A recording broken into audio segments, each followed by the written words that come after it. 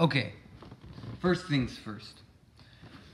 Banner the Incredible Hulk puts a lot of time and effort on the lanterns showing their weakest feats.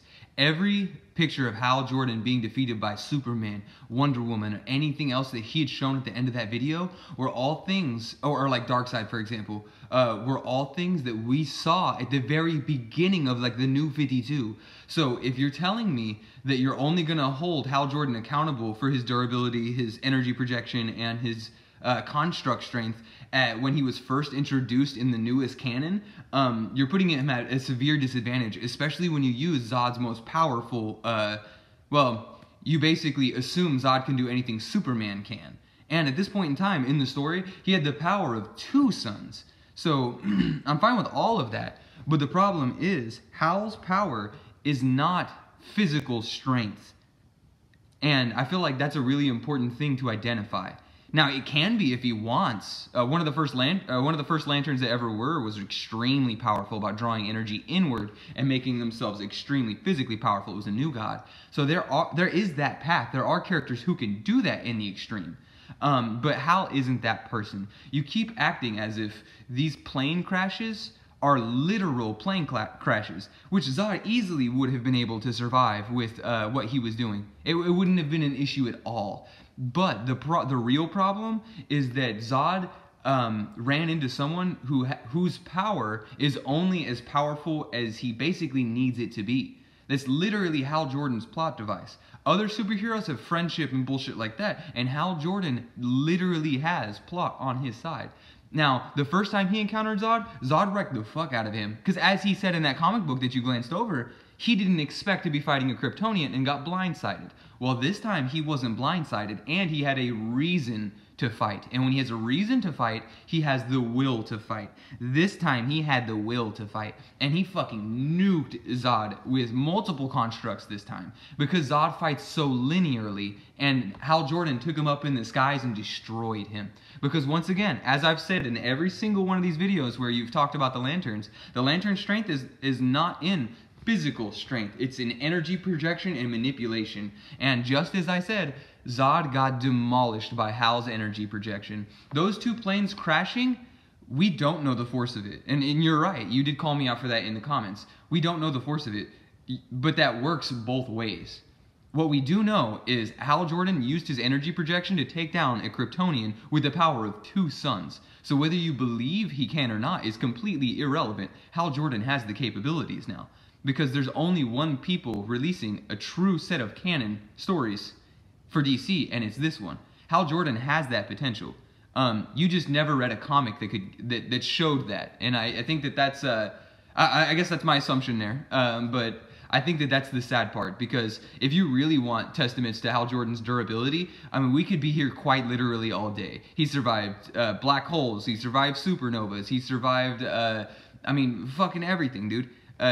Whatever space cosmic problem you can imagine, he's dealt with that. Zod has dealt with a very small, select few things, which is why he wanted the knowledge of the ring in that entire comic book, basically because he lacked the experience and knowledge of the actual universe, because he had spent forever in the Phantom Zone. So we can sit here and nitpick and say that, I don't know, Hal Jordan just didn't do it there, but if you do, then you're denying fact and reality. A double-powered Kryptonian is way more powerful than your average Green Lantern. Yes, I'll be with you 100% of the way on that. But Hal Jordan is not the average Green Lantern. Hal Jordan's willpower, the first Lantern, Volthoom, looked at Hal Jordan as a greater conduit of willpower energy than the central battery on Oa. So that contains all the willpower in the universe. So what the hell does that say about Hal Jordan? Is that he has more willpower than the universal collective of willpower? So why do you think Hal beat over Zod, man? He didn't. Superman is stronger than Hal Jordan, even when he's getting really powered up. Yes, but physical strength is not the sole asset to combat at the level in which those characters fight. So to end my argument, we could sit here all day debating on whether or not how powerful Hal Jordan is. But what is not debatable is that Hal Jordan is not powerful enough to defeat a twin-powered Kryptonian.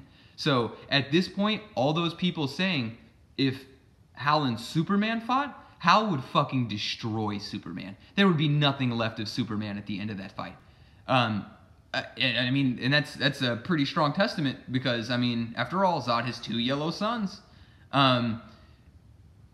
We've seen Hal destroy characters who have far greater durability than even Superman or even double-powered of Zod. For example, way back when, Hal Jordan fought Amazo with the entire Justice League and destroyed Amazo in one attack. And I might add, Amazo steals the abilities of all the metahumans around him and uses them. He had the durability of the entire Justice League, and Hal one-shotted him.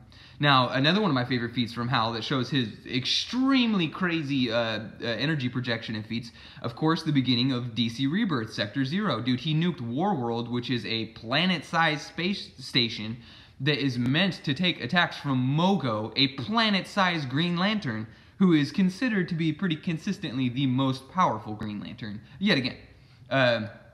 So, there's also the time he spiked Mandrake. He did have a group of other Lanterns for that, but Mandrake was a multiversal level threat, and Hal put an end to him with how powerful he is.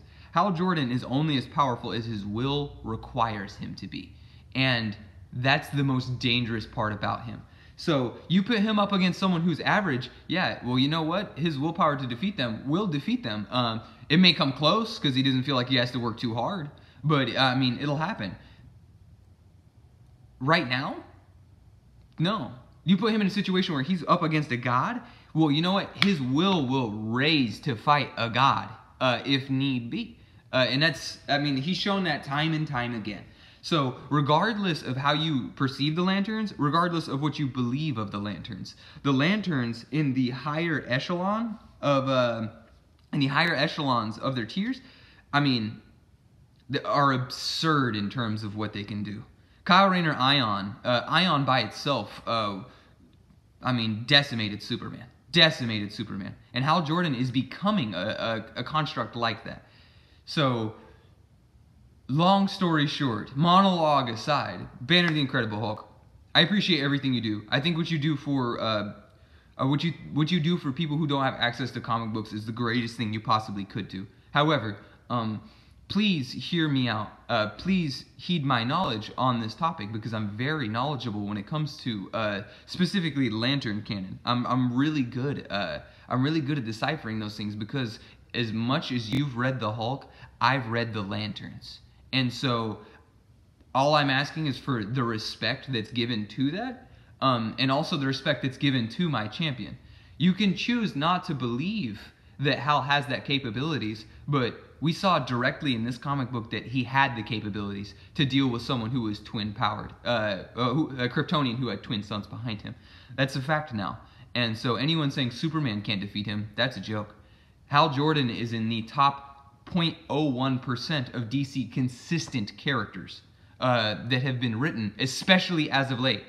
You know, way back when, just like all Lanterns like Simon Baz and Jessica Cruz right now, they're street-level Lanterns, and they start out that way. Earth is a street level to them. When they get big and powerful, they move away from Earth because there's bigger problems. They leave those small petty things to people like Superman and Wonder Woman and all those other characters on Earth that are so linear that they have to focus on that. The cosmic perspective deals with problems that are so much greater than most things they see on Earth. And there are events, don't get me wrong, I feel like I'm totally trash talking here. There are events that happen on Earth that are insane. But for the most part, they're not nearly as crazy what happens in Lantern comic books. So, Lantern's insanely powerful, whether you choose to believe it or not. I would love to give more knowledge on that subject. And I'm going to be here. You've inspired me. You've inspired me to be here. Because I'm going to sit back and I'm going to push you every time. Every time I feel like you're not living up to the reputation and levels of power that the Lanterns are.